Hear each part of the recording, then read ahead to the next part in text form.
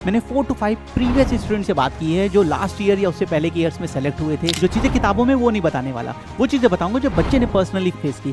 जो भी नेचुरल और आपका रियल आंसर हो वो जरूर एड्रेस करिएगा। एमडिस करके क्या आप लाइफ में बदल सकते हैं, लोगों की लाइफ में क्या वैल्यू ऐड करेंगे, इसमें डिवाइड कर लीजिए। पॉइंट टू पॉइंट आंसर करना। कभी कभी हम बहुत ज़्यादा बोलने लगते हैं, उसमें हम जब ज़्यादा बोलेंगे तो गलत इन्फॉर्मेशन पास करते हैं। हेलो दोस्तों, क्या हाल चाल है। सो निफ्ट सेकेंड राउंड की प्रिपरेशन करनी है, इंटरव्यू की प्रिपरेशन करनी है। एमडेस के लिए हम एमडेस के लिए देख रहे हैं, एमएफटेक के लिए देख रहे हैं या एमएफएम के लिए देख रहे हैं। तो आज इस सेशन में मैं आपको इससे रिलेटेड कुछ गाइडेंस देने जा रहा हूं। बच्चों, इस सेशन को बनाने से पहले मैंने 4 to 5 प्रीवियस स्टूडेंट से बात की है जो लास्ट ईयर या उससे पहले के ईयर्स में सेलेक्ट हुए थे, जिन्होंने अलग अलग एमडेस का या एमएफएम का सेकेंड राउंड अटेम्प्ट किया था। उनके पर्सनल एक्सपीरियंस फीडबैक के बेसिस पे ये सारे पॉइंटर्स मैं आपके सामने रख रहा हूँ। जो चीज़ें किताबों में वो नहीं बताने वाला, वो चीज़ें बताऊंगा जो बच्चे ने पर्सनली फेस की। Number 1, dress code.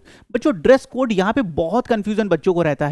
मैं एक बार बता दूं, आपको सिर्फ और सिर्फ फॉर्मल पहन के जाना है, व्हाइट और ब्लैक के कॉम्बिनेशन में, या आप कुछ और कलर भी देख सकते हैं, और ब्लेजर के साथ होना चाहिए। उसका बहुत इंपैक्ट आता है।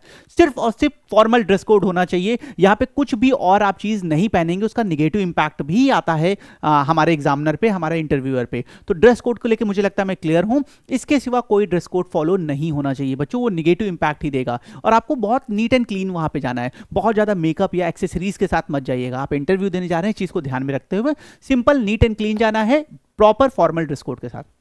नंबर 2, क्वेश्चंस कैसे कैसे पूछते हैं इसको, और आगे भी देखेंगे इसकी प्रिपरेशन कैसे करें। तो नंबर 2, क्वेश्चंस वहां पे क्या क्या हो सकते हैं।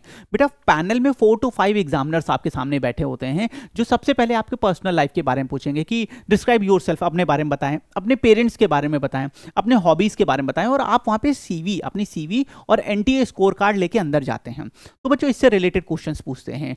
जैसे आपने अपने पेरेंट्स के बारे में बताया, वो एग्रीकल्चर से हैं, तो एग्रीकल्चर से रिलेटेड कुछ क्वेश्चंस पूछते हैं, उससे रिलेटेड पूछते हैं जो भी चीजें आपने बताई।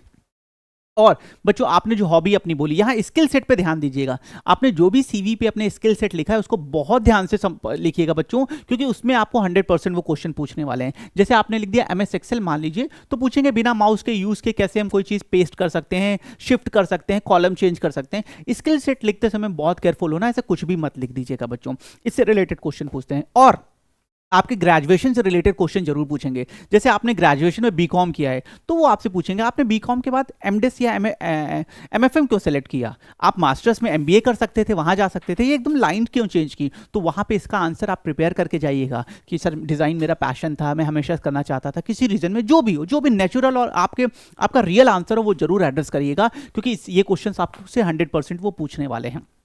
इसके साथ साथ बच्चों, आपको कोई सिचुएशन, क्योंकि आप मैनेजमेंट के स्टूडेंट हैं, आप मास्टर्स के स्टूडेंट हैं, जो कि हमारे रिसर्च बेच है, यूजी तो अलग है पर यहाँ पे रिसर्च बेच है, तो आपसे बेटा एक क्वेश्चन पूछने वाले हैं। जैसे निफ्ट की कोई सिचुएशन, कोई इवेंट है, निफ्ट का कोई इवेंट है, बता देंगे उसमें एक टाइम पे होना था बट किसी रीजन से डिले हो रहा है, वो सिचुएशन नहीं हो पा रही है, नहीं किसी रीजन से डिले आ रहा है, आप उसे कैसे मैनेज करोगे, कैसे हैंडल करोगे उस सिचुएशन को। क्योंकि आप मैनेजमेंट लेवल के, आप मास्टर लेवल के स्टूडेंट हैं, तो आपसे ऐसे क्वेश्चन भी पूछे जाएंगे। डिजाइन से रिलेटेड क्वेश्चन पूछे जाएंगे कि क्यों आप इंटरेस्टेड हैं डिजाइन में, डिजाइन को कैसे आप देखते हैं, कैसे लोगों की लाइफ बदल सकती है। इसके साथ साथ ऑल अबाउट निफ्ट पढ़ के जरूर जाइएगा बच्चों, क्योंकि निफ्ट से रिलेटेड क्वेश्चंस बहुत पूछते हैं, इसकी अवेयरनेस होनी चाहिए। साथ ही साथ एमडेस के सब्जेक्ट, एमडेस या एमएफएम या एमएफटेक के सब्जेक्ट, आप सेमेस्टर्स में कौन कौन से सब्जेक्ट पढ़ने वाले हैं, जो मेजर सब्जेक्ट्स हैं उनके बारे में भी एक बार पढ़ के जाइएगा, क्योंकि उससे रिलेटेड क्वेश्चंस भी वो आपसे पूछते हैं।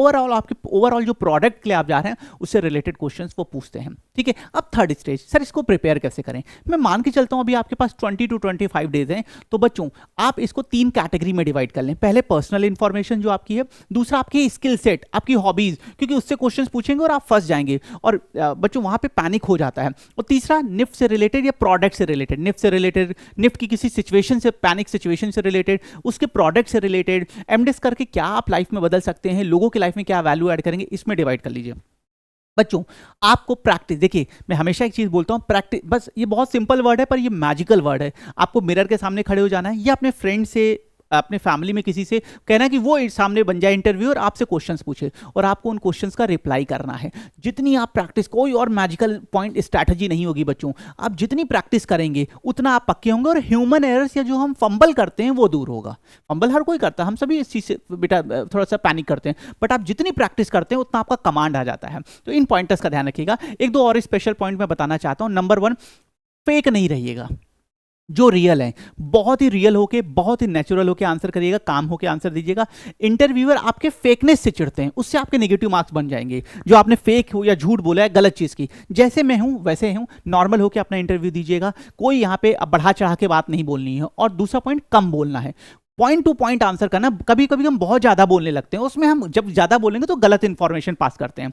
बहुत पॉइंट टू पॉइंट एग्जैक्ट बोलना है, जितना क्लियर है उतना बता दिए, और कुछ बताने की जरूरत नहीं। एक बहुत बड़ा कंफ्यूजन यहाँ पे मैं दूर कर दूं, बच्चों को लगता है कि सर इंग्लिश में ही देना होगा। लैंग्वेज यहाँ कोई इशू नहीं है। आप वहाँ पे जाए, आप इंटरव्यू को बता दें I am comfortable in Hindi, I am comfortable in English, इसका कोई भी इंपैक्ट नहीं है। लैंग्वेज का कोई भी इंपैक्ट नहीं, तो इसके लिए बिल्कुल परेशान ना होइएगा अगर आपको इंग्लिश में थोड़ा कम कंफर्टेबल है या ऐसा कोई भी रीजन है। लैंग्वेज बिल्कुल बैरियर आपके इस ग्रेजुएशन या पोस्ट ग्रेजुएशन में नहीं आने वाला है। तो दोस्तों इन पॉइंटर्स को ध्यान रखिएगा। जैसे मैंने बताया, प्रैक्टिस, आप मिरर से, फ्रेंड से या फैमिली के सामने ऐसे सिचुएशन जो मैंने क्वेश्चन रखे इनकी प्रैक्टिस करिएगा। इन 3 तरह के सेगमेंट में डिवाइड करके निफ्ट के बारे में ज़्यादा ज़्यादा जानिए। उस प्रोडक्ट के अंदर जो सब्जेक्ट्स आप पढ़ेंगे उसके बारे में ज़्यादा ज़्यादा जानिए। और प्रॉब्लम सॉल्विंग, क्योंकि आप मैनेजमेंट के स्टूडेंट हैं, आप मास्टर्स के स्टूडेंट हैं, तो प्रॉब्लम सॉल्विंग अप्रोच को प्रैक्टिस करिएगा। इन सारे पॉइंटर्स को अगर आप ध्यान रखेंगे तो मुझे बिलीव है कि आप बहुत अच्छी प्रिपरेशन करेंगे अपने 30% वेटेज वाले इंटरव्यू राउंड को। मेरी तरफ से और पीडब्ल्यू डिजाइन और आगे पूरी टीम की तरफ से all the best. Thank you.